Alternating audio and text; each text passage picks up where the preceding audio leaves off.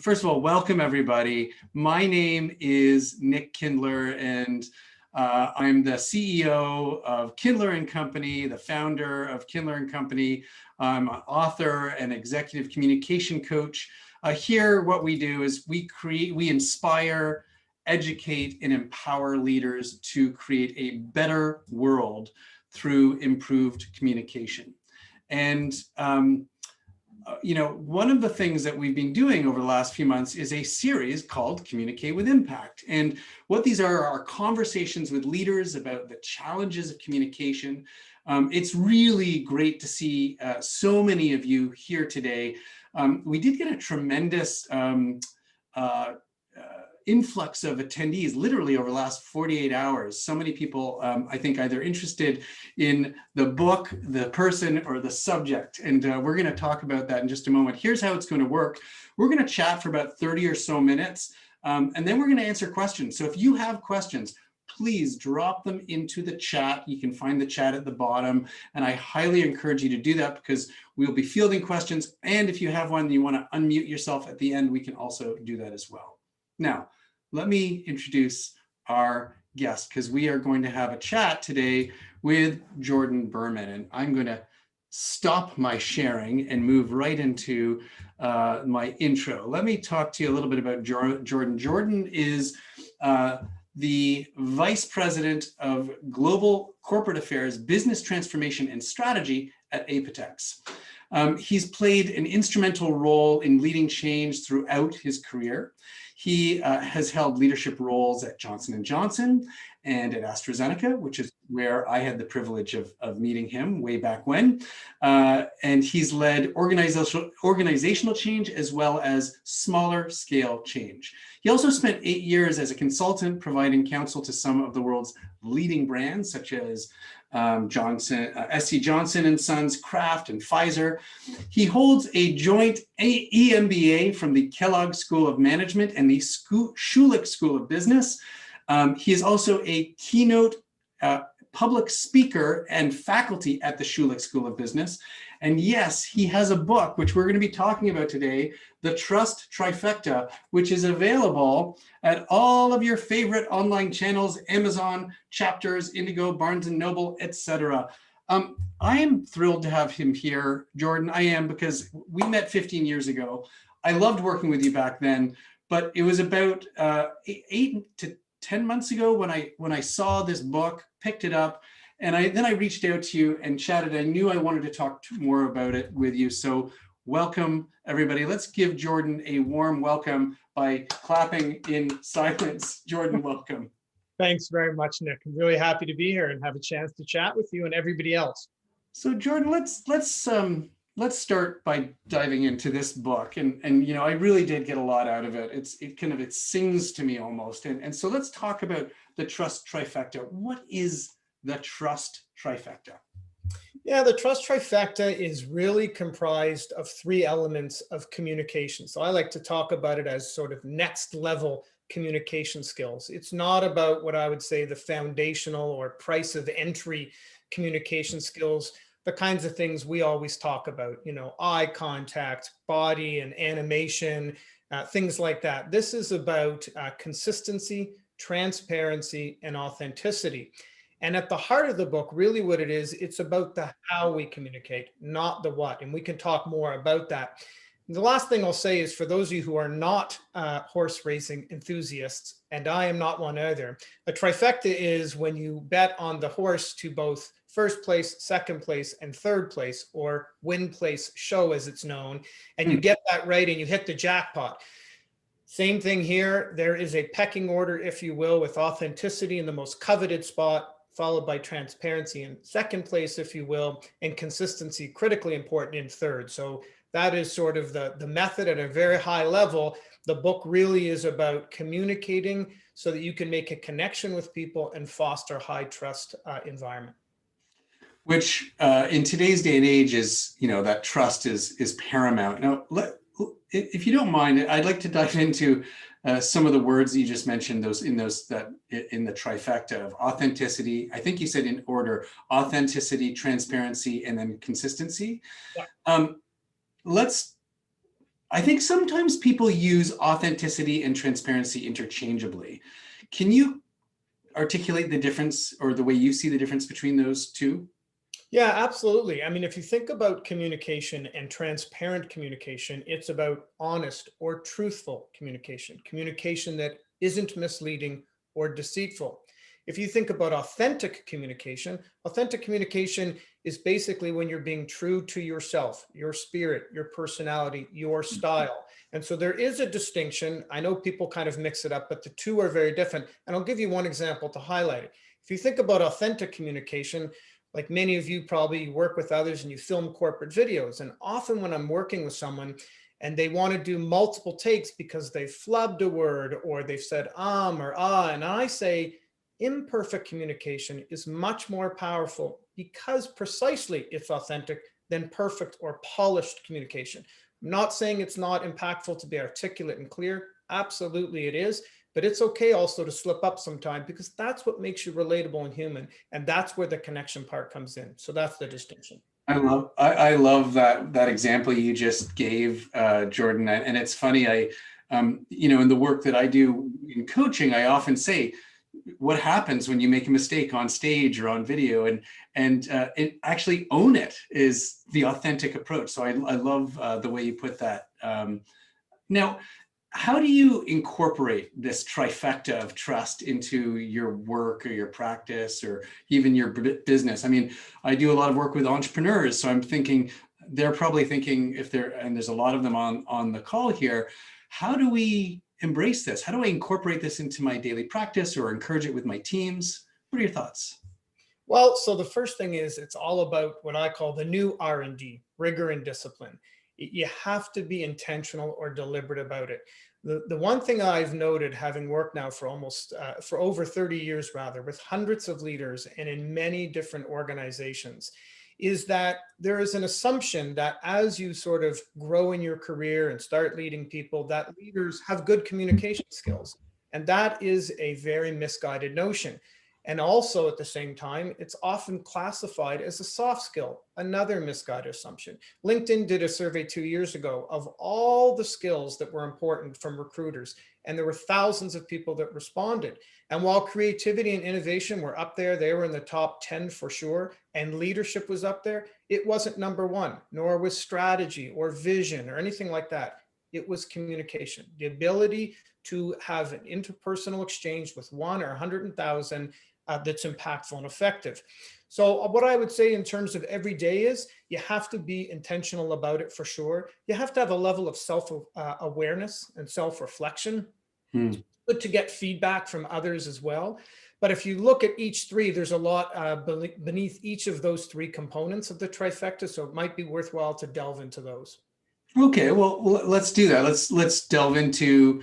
I was going to ask you about rigor, Yeah, but talk about that. because I think that that's, and I will come back. I'm going to come back to the authenticity and transparency. I'm Let's talk the about reason. rigor though, because that's an important one, Nick. And I think organizations, I mean, your clients, often struggle. They understand it intellectually. Oh, I have to be disciplined about it. But operationally, how do I make that happen? So I'll give you 5 tips. Awesome. The first is like anything else, you have to have some kind of plan, right? I'm sort of being Captain Obvious, but if you want to be intentional about it and planful and thoughtful, you have to have a structured approach. That's how you're going to be more disciplined and bring more rigor to it.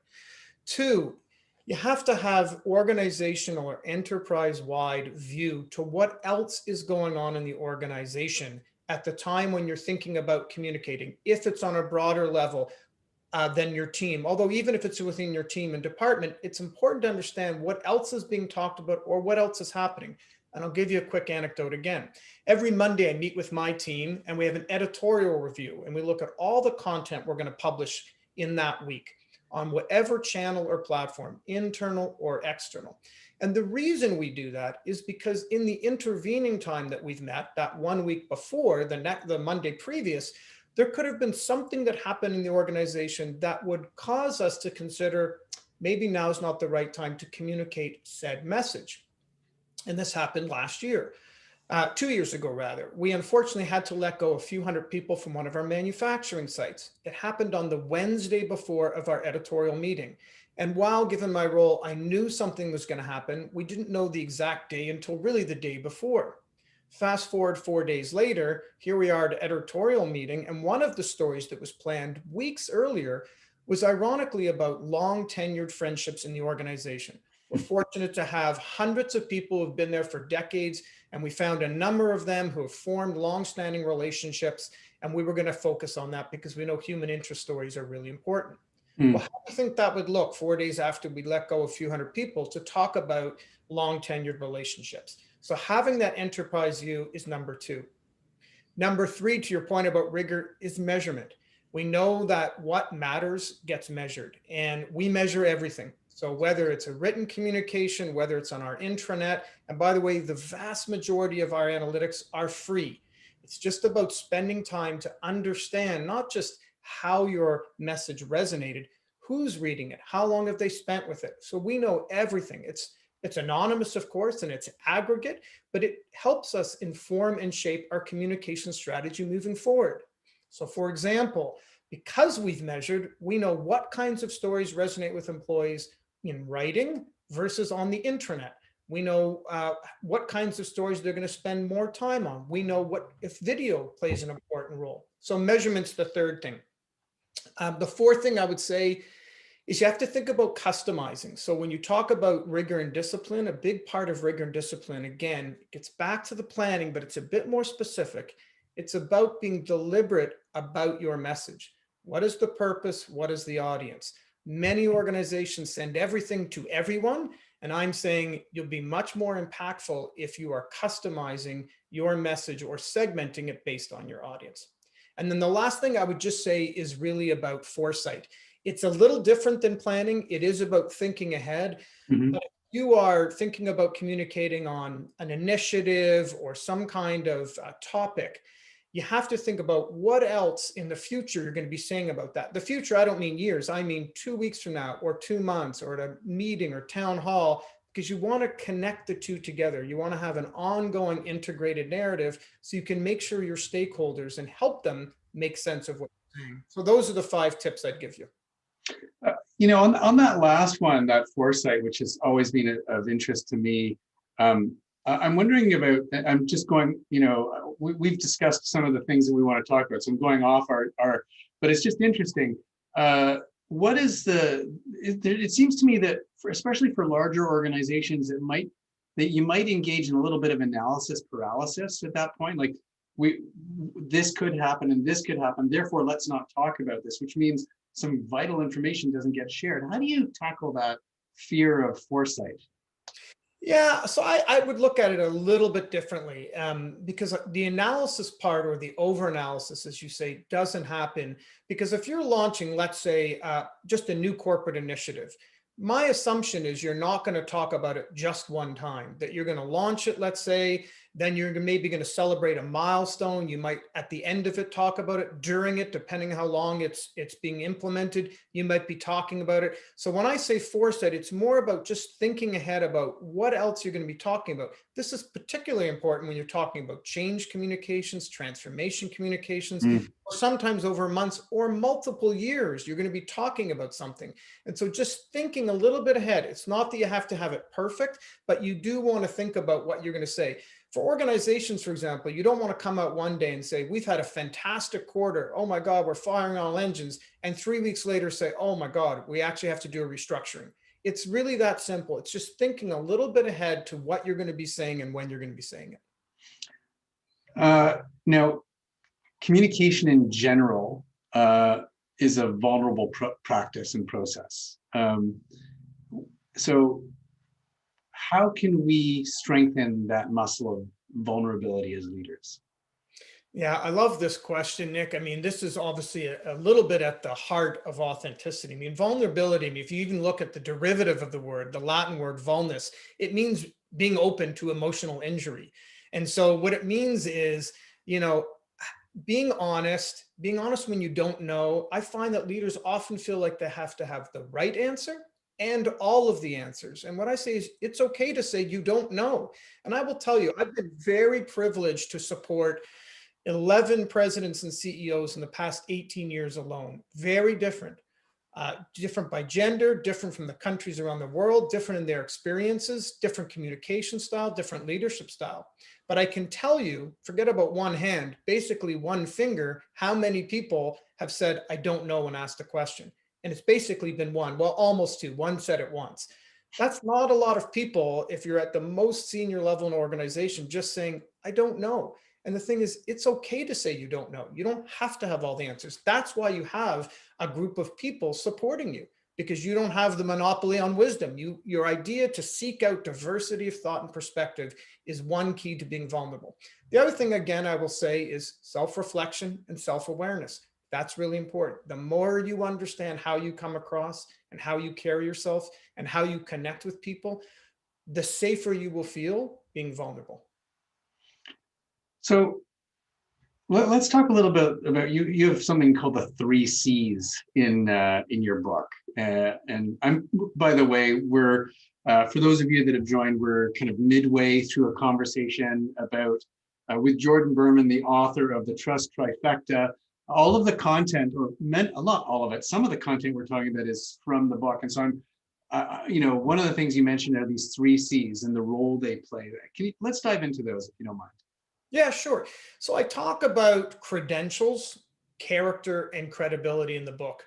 Hmm. The reason I talk about them again is it gets back to the premise of the book, which is communication for impact and communicating trust is less about the content, the what, and much more about the how you deliver it. And look, I'm not pulling any mystery here. I'm not, unrevealing any wild secrets of the universe. You all know this because you've been on the receiving end, maybe of a performance conversation where the person delivering it wasn't as tactful or sensitive or compassionate when giving you constructive feedback. So what I say about those 3 C's is this. One, credentials. They're overplayed.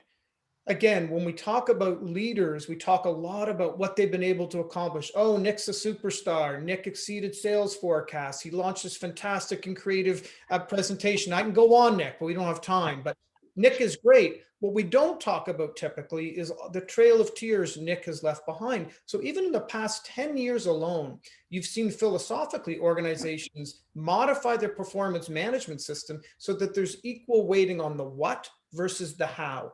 And so the credentials part of this is just to remind people, it doesn't matter how much you know. That's not what it's about. It's not because you're the smartest person in the room. Trust will be bestowed upon you. You have to earn trust. So I'll give you a very quick anecdote about this. I worked at an organization once where they were transitioning between one president and CEO to another president and CEO. And we were all gathered in this foyer, and there were about 300 or 400 people. And I was on the second floor, and there were some people behind me. And the current president spoke for a few minutes and introduced the incoming president. And up walked the incoming president. That person spoke for 2 minutes maximum and said all the right things. I can't wait to join your organization. I've heard great things. I look forward to learning from you, building on your success to date. And they walked away. Within 10 seconds, I heard a few people back in my ear, I don't trust her. Now you have to ask yourself, why could somebody have such a visceral, immediate reaction to a complete stranger who, by the way, had all the credentials and spoke very well, was very articulate and very polished? And it's because of the how they delivered. That's credentials.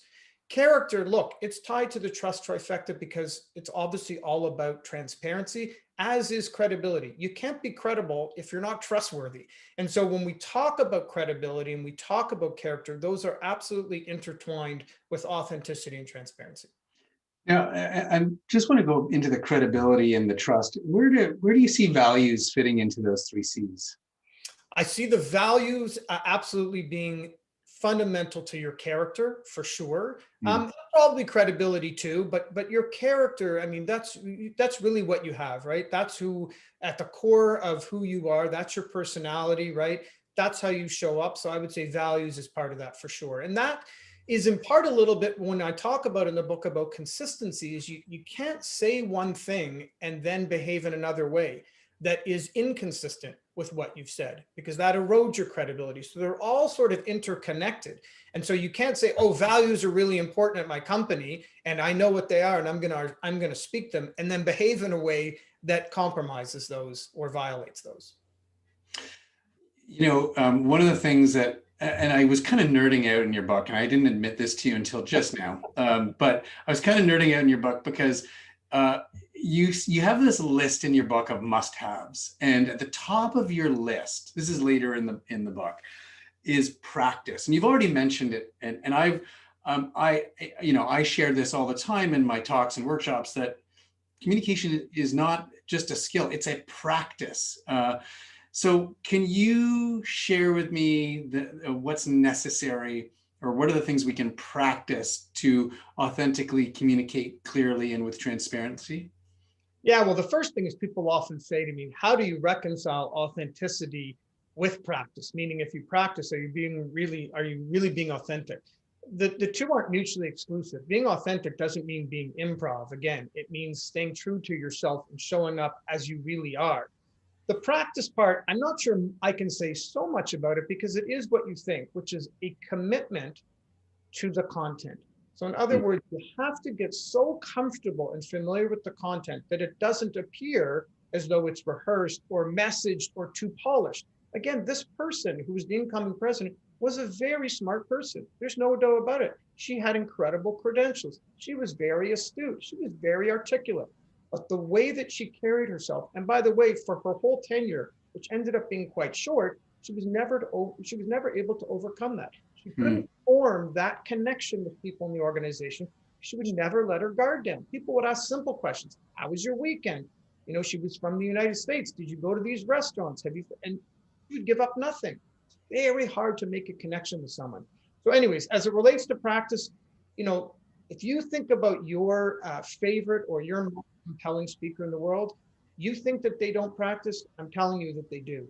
All of them. Obama, you pick any speaker, any orator who has fantastic skills. I practice all the time. I'm very comfortable presenting. I never take it for granted 3 decades on, ever. So that's what I have to say. I'd love to just go back and hit on that improv word you mentioned. And, one of the things I learned not long ago was this, we've heard so many people like, don't worry, Jordan, I'm going to wing it. I got it. I'm going to wing it. And winging it comes from the theater, where an understudy would be waiting in the wings.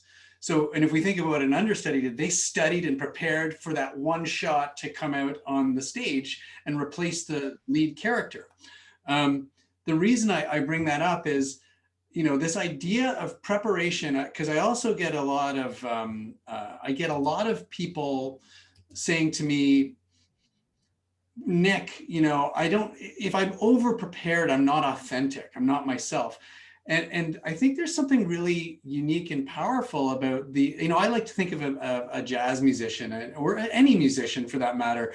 They can, if they know the music inside and out, then they can do a solo that knocks your socks off, but they have to practice it before they can do that solo. So once you're confident and comfortable with that content, because you've rehearsed it, you've practiced it, only then can you really authentically improvise around it and stay on message. That's precisely it. And I'd also say there are a couple of other, I would say, under-recognized benefits of practice outside of your ability to be compelling whenever you're speaking or writing, whatever you're doing. And that is that if it's in a presentation, it's going to reduce your anxiety. It's going to increase your self-confidence. You're going to feel better knowing that you're prepared. And by the way, people in the audience see it. For those people who say, I can wing it, what they don't know is they don't go back to the audience and say, how did I come across? I had somebody once who got up, we gave him a prime spot at a global leaders meeting. He actually kind of knew the topic, but he clearly didn't prepare, because on the feedback we got, so-and-so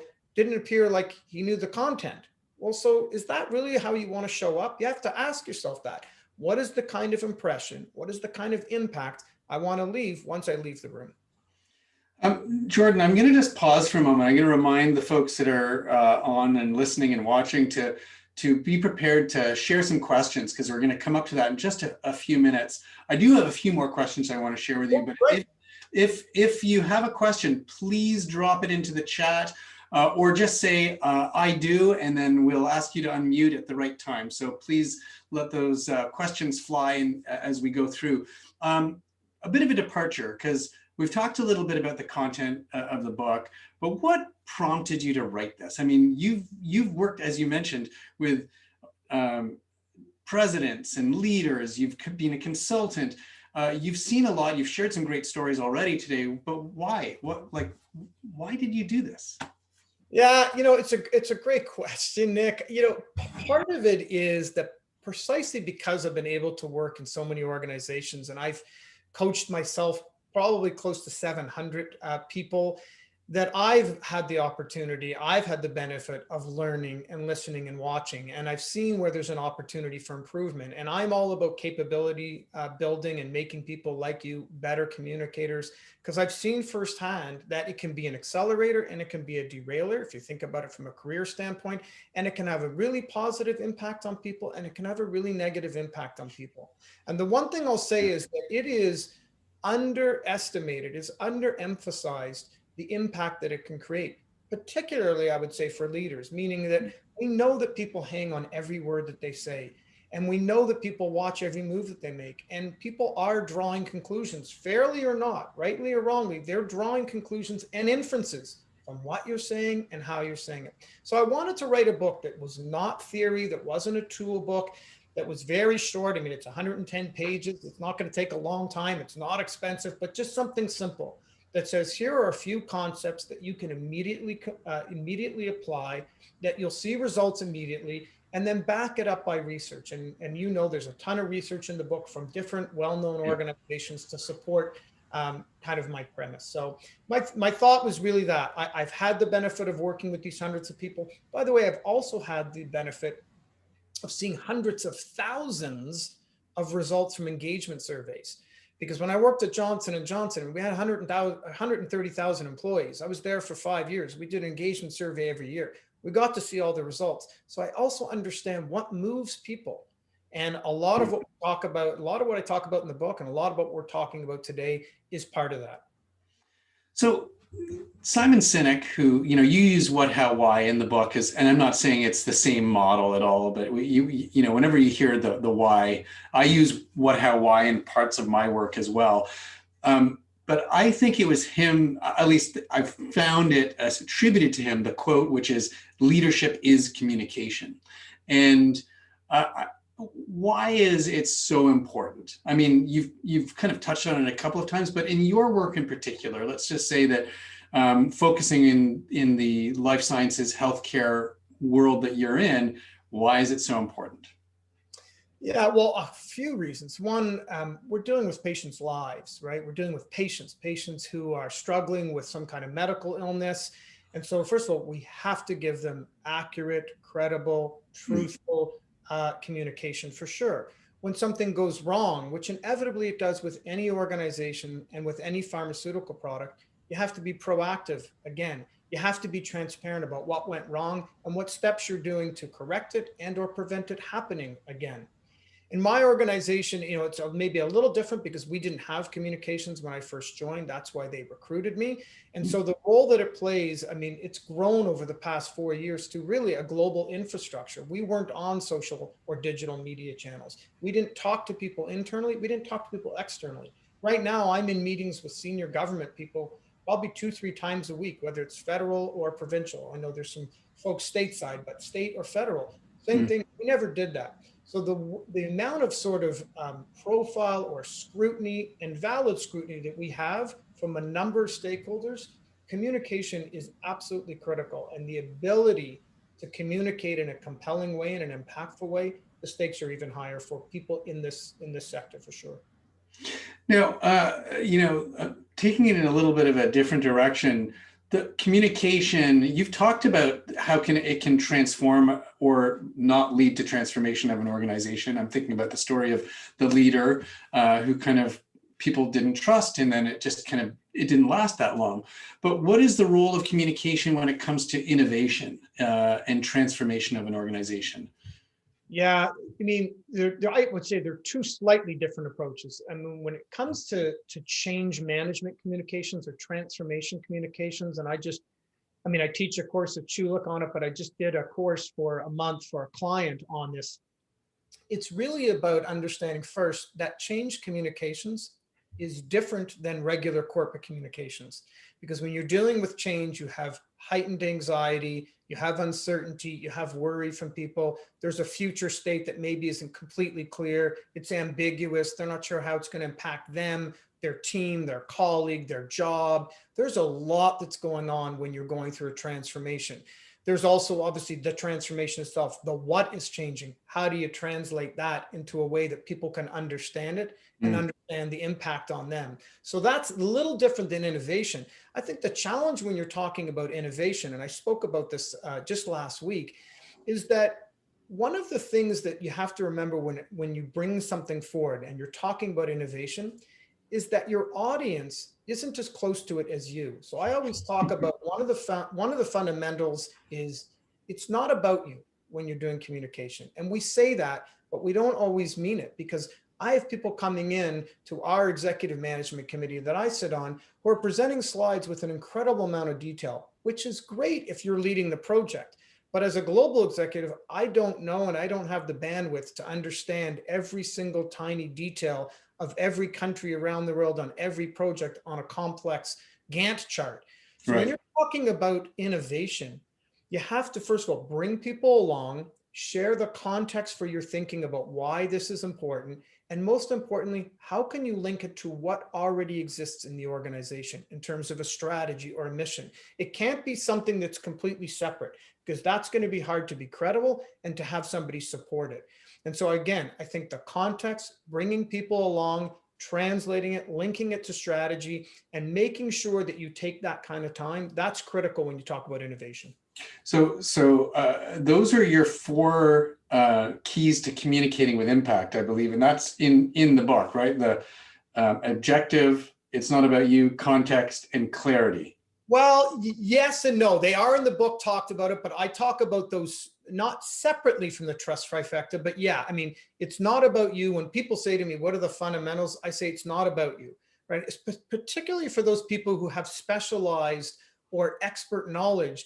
There is a natural default. We want to share. That's what humans are about. I want to tell you everything I know about X. The problem is that your audience doesn't want to hear everything you know about X. So early in my career, I used to work with a lot of researchers and scientists from very prominent organizations like the Mayo Clinic, et cetera. And I would do media training with them. I would say, tell me about your study. And really what I was saying is, tell me what you found out. So they would start talking about their study. Oh, it's randomized, placebo controlled, this many cohorts, this many people. 22 minutes later, I still haven't heard what the result was. And I say, folks, your interview is 3 minutes long. You got to tell me the headline first. Start with the most important thing, the key takeaway. We found in this study that drug X worked. It was safe and effective. Now let me tell you how we found that out. So start with that first. So when I say it's not about you, that's fundamental one. The second one is, and it really is the first one that guides everything, Nick, is what is the purpose of your communication? Again, this gets back to intent and planning and being deliberate. We have people coming in or writing stuff, but they're not thoughtful about it, meaning not what they say or how they say it, even what's the purpose? Are you there to inform, persuade, make a recommendation, make a proposal, update? What is the objective of your communication? That will help you stay focused on it. And then the third thing is context, which I did talk about already. Very important to give context. Lots of times we share information, we're closer to it, but everybody else wasn't in the room when we debated all the other possible options and the pros and cons of them. They just hear the outcome, the decision, the action, the way we're going to go, but they don't have the benefit of everything else.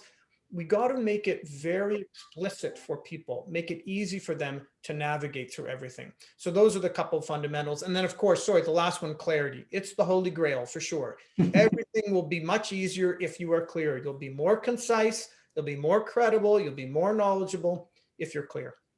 I'm going to just jump in and share an experience that sounds similar to the what you talked about in terms of getting really, really clear. I had the privilege of coaching folks from U of T Medicine by Design, and a joint program through Mars. And they were regenerative scientists. And I don't know if I shared this with you before, Jordan, but I was coaching this regenerative scientist, and I couldn't get the individual to articulate exactly what the research was all about. And she would share readings and data and science. And finally, I took a different approach and I said, can you just share with me, what's a day in the life? Like what happens from the moment you wake up to the moment you go to bed? And she said, well, I go in and I read all the readings of the data, and I check to see if the pancreas is still in a regenerative state. And then I keep going. And I was like, hold on. Did you just say you've regenerated a pancreas? And she said, yeah. As if I was crazy. I do share this anecdote quite a bit, but the reality is most people don't know that they've regenerated a pancreas, and that's possible. And what I found out was it's not about the regenerated pancreas. That's easy, according to her. It's the vascularization of the pancreas, making the pancreas work within the body. And the reason I share this is because if she can do that, of course, she'll be one step closer to curing diabetes, which kills millions a year around the world. And so I find that it's not just about like solving problems or sharing the content. It's vital that we know this information. It provides hope, and it provides opportunity for those that may not know it is happening. Well, and I think, just to build on that, Nick, I mean, just last week, I had one of the participants in a course I was teaching ask me, or share a story rather, about how they brought forward an idea, to your point, around innovation, something new the company should be doing. And they were very disappointed, and I would say even frustrated, that it didn't land well, and it didn't get the kind of support from the executive team. And this person actually attributed it to them and the culture. Well, they're not open to it. They think they're stuck in their old ways. And while some of that might have been true, I said, what was your role in it? And they kind of looked at me, what do you mean? I said, well, did you give them context? Did you link it to something you're already doing? Did you say it's support this goal that we're already focused on? I mean, all this will help them understand. Otherwise, you're coming out of nowhere just saying, hey, I've got a great idea, we should do something. And they're thinking, sorry, I'm not sure. This is not on our priorities. So, that's one thing. And then the other one just gets to your very interesting about regenerative pancreases, which is about the challenge people have translating the complex into the simple. And many people do. And, part of my role in strategy and stuff is taking all the conversations we have as an executive team and bringing it into the organization so that people understand very clearly, what are we playing for? Why did we make this decision? Why this trade-off? When is this going to happen? And sharing it in a way where they can understand it, but also what their role is in it. How can they contribute to the achievement? Because one of my big goals is to build alignment. And we're talking about, 9,000 people in multiple countries around the world that speak different languages. And building alignment is about that ability to translate that conceptual or that difficult into simple, effective language. Amazing. I'm going to pause. I've got a few more questions, but I also want to again encourage everybody out there watching, listening, to share their questions. We do have a question from David. He's actually, I know David. He's a member of Entrepreneurs Organization in Atlanta, and he's also has a couple of very cool businesses. David's question is, what are the best methods of making storytelling aspects of communication the most relevant to an audience? Well, I don't know about the best methods, because storytelling in itself is a method, but I do think it is like any story. Again, sitting down and being planful and thoughtful about what is the story that you want to tell. A lot of people, again, the default is to just talk about the what versus everything else. So first of all, what is the impact of telling your story other than you're saying to make it? Is it memorable? Do you want to move them into a different direction? Are you trying to influence perceptions or attitudes? So everything starts no different than any other project. What is your objective? And if your objective is to do X, that's going to inform and shape your strategy. And in this case, the story you want to tell. But like any other story, David, I would say break it down, if you will, into chapters or subject categories, more bite-sized. And again, you don't have to memorize the story, just the headers at least, a couple bullets you want to talk about each, and then it's all about practice. Nick talked about it earlier. It really is about practice. I can't stress it enough. And it's the simplest thing to do. So yeah, hopefully that helps, David. But again, questions, great. Anecdotes, you can share anything with Nick and I. We just want to have a good conversation. Absolutely, yeah. And I'm just going to add to, because you talked about in the transformation question about not vulnerability, but really the emotion around communication and how the emotion that's attached to it.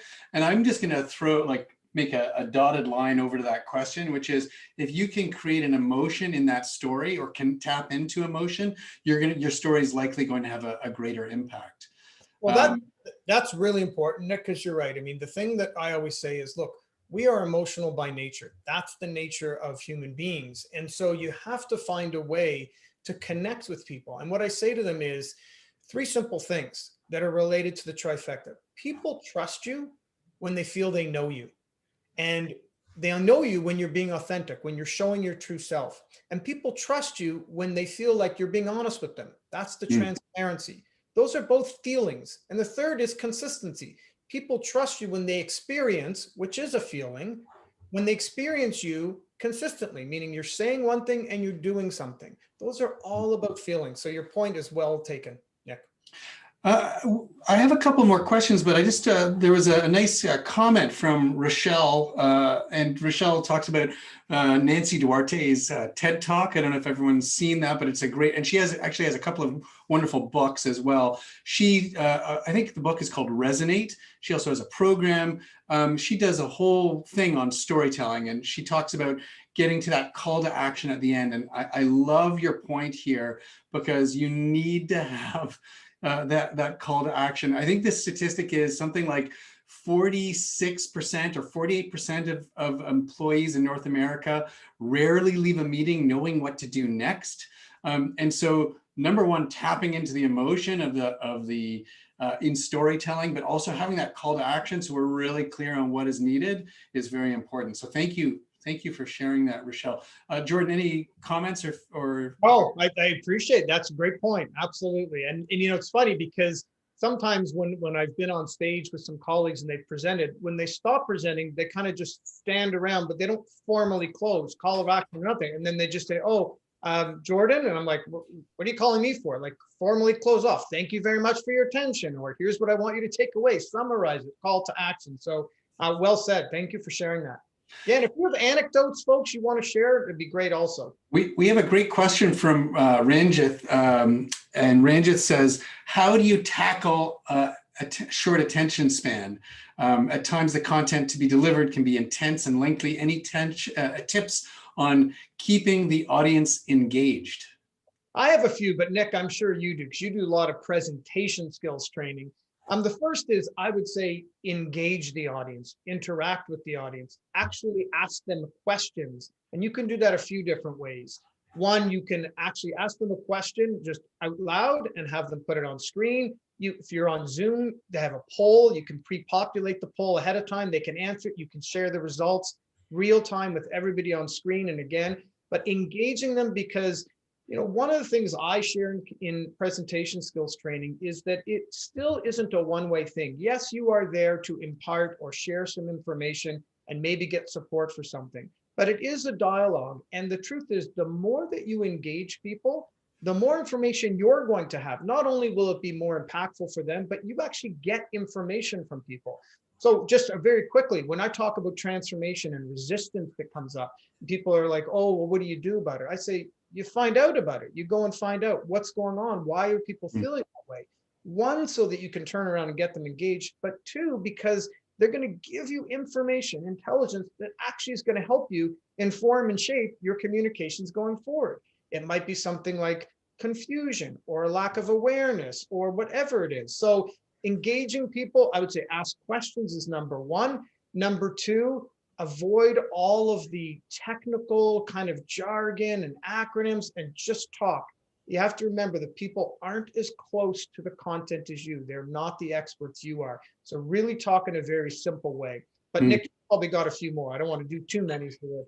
No, those are excellent. And you know what, I'm today I want to shine the light on you and the folks that are listening in. And I think those are excellent. I'm not going to dive in because we jump in. We have about 10 minutes left and we have a couple of questions, but that was a great answer. Thank you, Jordan. Leanna, do you want to take yourself off mute and jump in and ask the question? I love a digital hand and a live voice. Leanna gets I'm the so polite. I full know. applause. You know, I like to hear my own voice, Jordan. I have a question. So I started a new job. I worked last year all through COVID and the exhaustion. I worked for an American company. I'm very happy. The different Canadian companies are very different. So, you know, coming back to Canadian mindset.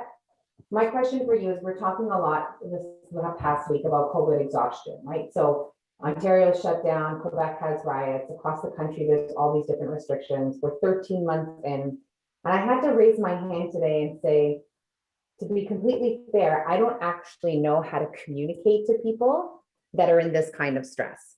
I've communicated to parents who are managing adverse events in children's medication. I've communicated to, you know, employees when they're worried about the safety of one of our drugs and what that means for their job stability and that kind of stuff. But this is really, and I hate this word, but it's true, it's unprecedented. Can you say, is there anything, you know, that you can kind of advice you can give on should we be doing something different? Should we just be, you know, staying the course? Just your thoughts on that. Absolutely. First of all, congrats on your new job. Thank you. Second of all, excellent question, and one that I get frequently. And so I have a few thoughts for sure. First of all, in no particular order, I would say that in general, people have overemphasized the negative of this virtual way of communicating, and kind of, I would say, allocate too much emphasis on saying, well, our engagement levels have gone down because we're not in person. I will tell you, I've onboarded two people whom I've never met, one of which was a few days after we closed down last March. And I'm not the only person by any means. Those two people have thrived in their first years. They never met me. They've never met anybody else in the organization. So it can be done. I'm not the only one. The one thing I would say is that it's still about the how. And so because we're in virtual, I would say, first of all, be checking in with your teams in a non-business related sense. In other words, just how they're feeling, how they're doing, how's their family, are they getting out, going for walks, things like that. So I set up with my team a half an hour meeting once a week when we started and said, look, this isn't about business updates. I just want to have a chat with you. And then at the end, I said to them, do you want to do this weekly? Is a half an hour enough? Should we do it bi-weekly? And they said, no, we like this. Let's keep doing it weekly. So that's one thing. Two, when you do get together for non-business or even at the end of a business session, there's all kinds of free ideas about how to engage people in this way online. Could be a scavenger hunt, could be a trivia contest, all kinds of free stuff. Yes, you can do cooking classes and things like that. You could do bingo though, and you can give little prizes away, an Amazon gift card, things like that. In terms of communication, I would say, Leanna, also, other than the verbal, things don't really change. If it's written, they're going to get still emails. And if it's this way, we had all kinds of events, like most organizations, that we seamlessly transition to a virtual setting. We have a global awards ceremony. We would normally get dressed up. It would be catered. We'd be in person, hand out trophies. We did it virtually. And we had live performances. In fact, Ranjith, who's on the line, who's a colleague, played for us. And so there's lots of ways that you can transition, because I will tell you, our levels of engagement actually went up over the past year. And the last reason is because it was the leaders. So again, Nick talked about it. The importance of leaders who manage people cannot be overstated. And we typically underestimate the impact we have on people. And so for leaders, for sure, what they have to understand is they have to stay close to their people. And so those are a few ideas, at least I have, Leanna. We have, Leanna, that was a great question. And thank you for reaching out or putting your hand up. And I want to get at least one more question. And we have Rochelle with a hand up. While you're putting yourself off mute, I just want to remind everyone that you can buy The Trust Trifecta by Jordan Berman, because somebody asked me this. Somebody just asked, hey, how do you get the book? You can get it on Amazon, Barnes & Noble, Chapters, Indigo, wherever digital books are sold. So you can get, yeah, exactly. You can get the paperback, or you can get an e-copy. Perfect. Excellent. Rochelle, what's your question? Yeah, this just has really resonated with me, because at my former organization, I would try to teach consultants how to build trust with their clients. And it was literally a class, and I would often draw from the trusted advisor, and they have this trust equation around being credible, reliable, building intimacy. It wasn't always the easiest thing to put into practice. And I just wondered, did that book have any kind of influence in your methodology? And then if you have any tips on how to teach others to increase their trustworthiness. It's such a weird concept, but I often found a bit of a struggle with that. That's a great question and great comment. The short answer is no. I haven't even read that book, to be honest with you, so it didn't influence mine at all. And you know how, again, I think I'm a bit of a simpleton, and so you'll see it's a very easy read because the way I explain things is so people can apply it. And so how to teach people, I think you have to go back and understand what again is their objective. So if in this case, if their objective is to build trust, then try to uncover, Rochelle, what does a typical exchange look like and how are they performing that exchange? In other words, when they're challenged, for example, on something, how do they respond? When somebody asks a question, are they well prepared and how do they respond? So much of what we do is how we do it, our tone. Are we looking at people? Are we listening to people? So part of building trust, again, is about how we do it. And so, you know, anyways, those are a couple ideas. I would really understand as best as you can. Maybe they could have you sit in as an observer or something, especially now in the virtual world, on an exchange. And then you can give them feedback and say, look, here's what I saw. You know, when the client said this or somebody said that, here's how you responded. And here's how I would do that. And of course, I mean, it goes without saying, I'm not sure what you're selling, what service or whatever is, they have to be knowledgeable, right? That's a big part of credibility. They have to know their stuff, but they also have to be open to other ideas and other perspectives about what they're talking about. We are almost out of time, but I'm going to just throw one more couple little things out there before I begin the wrap up and say a big thank you. Number one, The Speed of Trust by Stephen M.R. Covey is also a really interesting read, Rochelle. I remember reading the one you mentioned. Again, it's from the 90s, I think, or maybe even the 80s. Yeah. Which is a great book, Trusted Advisor.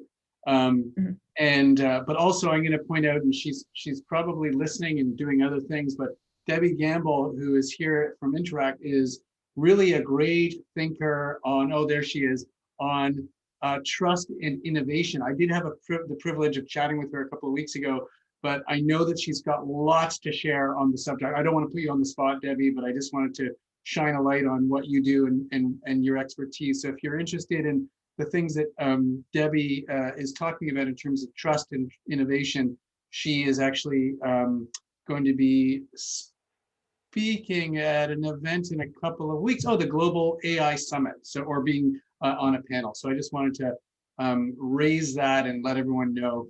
We have only 3 minutes left, and I like to say in these that we're going to be done by 1. And so I want to say thank you to Jordan Berman. Can we all give Jordan a big round of applause? You can take yourself off mute if you want. I'm happy. I just think what a tremendous conversation. Jordan, at Kindler and Company, we made a decision a while back that when we engage with clients or do some sort of activity, we give to the world. And so the way we've done that is there's the global sustainability goals that were articulated by the United Nations. And so we have identified one of the 17 global sustainability goals. And that is, bear with me here while I move slides here, this one, which is creating and ensuring inclusive and equitable quality education and promoting lifelong learning opportunities for all. So what we've done is we've partnered, partnered with B1G1, which is Business for Good. It's an organization that we are able to actually put that money towards that goal into a specific actual project. And so on behalf of Kindler and Company, and because of our time with you, we've donated 30 days to furnishing a lab in, oh my goodness, I'm all over the place. There we go. Furnishing a lab in India. Thank you, Nick. That is an incredibly thoughtful and meaningful gesture, honestly. So thank you. Very much appreciated. Thank you. Well, I appreciate your time today and so many good nuggets. Honestly, I'll be going back and reviewing this talk and just taking some different notes. It will be available again later. I will be posting it down the line. What's happening next? I'm excited to announce, usually I'm announcing my next guest. I am, actually a future guest is on here, Ian Keeling. I'll be chatting with him in about a month or so. Before that, we are launching the book, which is called Impact: Simplify, Transform, and Perform Pitches and Presentations. That's right, I wrote a book, and I'm going to be launching it virtually because we can't get together. I'm sharing the registration on the book launch. I think I've shared it properly. I don't know if I have. Otherwise, please take a look. I'd love it if you can join, and please share, as we'll be getting a number of great speakers to come in and talk about a number of different concepts. Thanks, Mary Lou has just posted the correct link on there. Okay, we are at time, right at time. Thank you, Jordan. What a privilege and a pleasure it's been to chat with you. Love your book. Really enjoy chatting with you. This could have gone on for hours, but again, I know how valuable your time is. So thank you. And thank you all for attending today. I truly appreciate your time and your questions. Thank you, everybody. Well, thank you, everyone. Have a good day. Stay safe. Stay safe, everybody. Thank you, Jordan. Take care.